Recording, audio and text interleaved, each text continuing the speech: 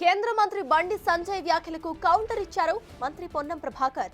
ఈ కౌంటర్ కు సంబంధించిన బ్రేకింగ్ అప్డేట్ చూస్తున్నాం. ఎమ్మెల్సీ ఫలితాలను రంజాన్ గిఫ్ట్ తో పోల్చడం ఆయన రాజకీయ పరిణితి ఏంటో తెలుస్తుందని అన్నారు.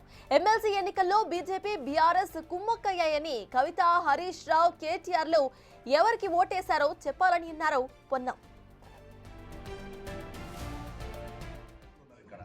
వాళ్ళు ఎందుకు చాలా మంది పెద్దలు కూడా టీఆర్ఎస్ పార్టీ నాయకులు ఉన్నారు ఇక్కడ. వాళ్ళు ఎందుకు అభ్యర్థిని పెట్టాలి మీకు సహకరించే ఉద్దేశం కాకపోతే అది మీరు జవాబు చెప్పాలి. టీఆర్ఎస్ చెప్పాలి, బీజేపీ సొంత సొంత బలం మీద గెలవలేదని మేము 100% చెప్తా ఉన్నాం ఇవాళ. సో ఇవాళ ఈ ఎన్నిక అనేటువంటిది ఒక పట్టభద్రులకు సంబంధించి జరిగిన ఎన్నిక. మేము కూడా వేల ఓట్లతో ఓడిపోయింది ఏం లేదు. మేము కొంత ఇంకా మా కార్యకర్తలు మా నాయకత్వం కొంత కృషి చేస్తే బయటపడేటువంటి వాళ్ళం సమీక్షించుకుంటాం. కానీ ఈ ఎన్నికకు రంజాన్ గిఫ్ట్ అని, పాకిస్తాన్ ఇండియా మ్యాచ్ అని మతపరమైన రంగు పులిపే ప్రయత్నం చేస్తే వాళ్ళ అవగాహన రాహిత్యం. డెఫినెట్లీ కాంగ్రెస్ పార్టీ ప్రజాపాలనకు సంబంధించి అన్ని రకాల కార్యక్రమాలు చేస్తూ ఉంది. మీరు కేంద్ర మంత్రులుగా చేతనైతే కేంద్రం నుంచి నిధులు తీసుకొచ్చే ప్రయత్నం చేయండి.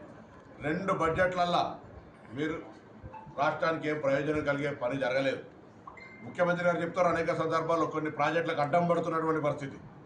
నేను ప్రత్యేకించి బండి సంజయ్ గారిని కోరుతాను. హైదరాబాద్ నుంచి రామగుండం దాకా గతంలో రాజీవ్ రహదారి నిర్మించడం. ఇవాళ ప్రజలకు సౌకర్యం అవసరం ఉంది, మనకు రైలు రూట్ లేదు, దాన్ని 8 ఏళ్ల రహదారిగా మార్చే ప్రయత్నం చేయండి. హైదరాబాద్ మంత్రిగా బ్రాండ్ ఇమేజ్ పెంచాల్సిన కిషన్ రెడ్డి గారు ఇక్కడ నుంచి ప్రాతినిధ్యం వహిస్తూ గతంలో టూరిజం అండ్ ఆర్కియాలజీ మినిస్టర్గా ఉండి హైదరాబాద్ ఆర్కియాలజీ టూరిజానికి ఒక ప్రత్యేకమైనటువంటి ప్లేస్ ఇది. ఏం చేసినారని అడుగుతున్నాం, ఏ ప్రాజెక్టు తెచ్చినారని అడుగుతా ఉన్నాం. ప్రాజెక్టులు తేరు, ప్రాజెక్టులకు అడ్డం పడతారు.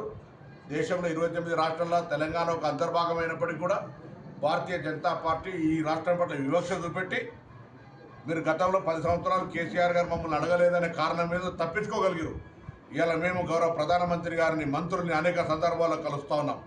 మీరు అడ్డం పడకపోతే తెలంగాణ ప్రాజెక్టులు ఎందుకు వస్తలేవు, మీరు ఎందుకు తెలంగాణ ప్రాజెక్టులను కృషి చేస్తలేరో జవాబు చెప్పాలి. అది తప్పించుకోవడానికి ఏదో పెద్ద హైబర్ క్రియేషన్ చేసి మేము బలపడుతున్నాం. ఏం బలం లేదు.